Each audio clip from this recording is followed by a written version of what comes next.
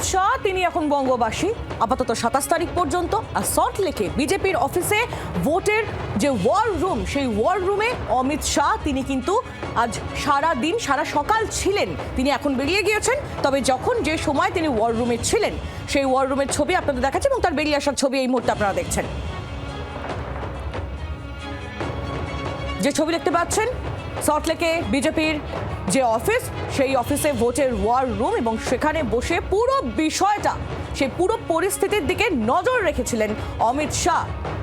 কি চললো আজকে সারাদিন এবং এই মুহূর্তে কি চলছে এই সবটা নিয়ে আমরা আরো আপডেট নিয়ে কথা বলি। আমাদের সঙ্গে মৌমিতা রয়েছেন, আমাদের প্রতিনিধি। মৌমিতা, দেখো, দীর্ঘক্ষণ আজকে বিজেপি সদর দপ্তরে ওয়ার রুম সামলেছেন খোদ কেন্দ্রীয় স্বরাষ্ট্রমন্ত্রী অমিত শাহ এবং দীর্ঘ 3 ঘন্টারও বেশি সময় এই ওয়ার রুমে খুঁটিনাটি যে কটি কেন্দ্রে, বিধানসভা কেন্দ্রে নির্বাচন আজকে হচ্ছে, প্রত্যেকটি জায়গা থেকে কোনো জায়গা থেকে বিক্ষিপ্ত কোনো অশান্তির ঘটনা এলেও সেখানে তিনি কথা বলেছেন। শুধু তাই নয়, যে সমস্ত প্রার্থী ইনজিওর্ড হচ্ছেন বা ভোটদানে বাধার যে অভিযোগ দেওয়া হচ্ছে, সেই অভিযোগে বিজেপি সরব হচ্ছে, সেই সমস্ত সাধারণ বুথ এজেন্ট বা মন্ডল সভাপতিদের সঙ্গেও অমিত শাহর কথোপকথন হয়েছে।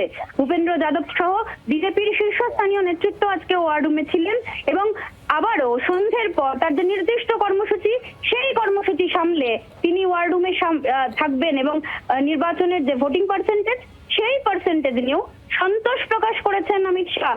সমস্ত খবর রেখেছেন এবং যারা এই গরমে বুথের কাজ করছেন, ভোটের কাজ করছেন, তাদেরকে উৎসাহ দেওয়ার জন্য দীর্ঘ সময় তাদের সঙ্গে তিনি কথা বলেন, তাদের কাছ থেকে গ্রাউন্ড লেভেল যে রিপোর্ট, সেই রিপোর্ট নিয়েছেন।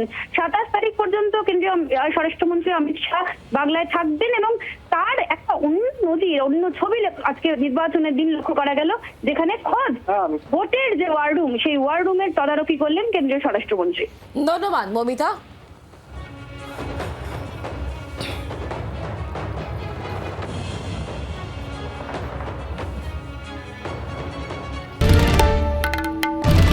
বাংলার আওয়াজ, বাঙালির আবেগ, জি 24 ঘন্টা।